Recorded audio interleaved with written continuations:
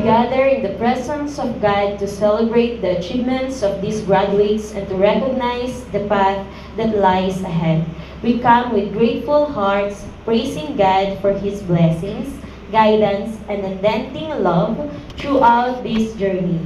May this moment be a time of reflection, celebration, and dedication as we seek His wisdom and strength for the days to come.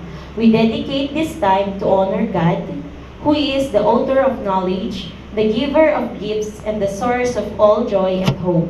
Let us lift our voices in thanksgiving and worship, acknowledging His faithfulness and grace. With hearts full of gratitude, we worship our Creator, Sustainer, and Redeemer.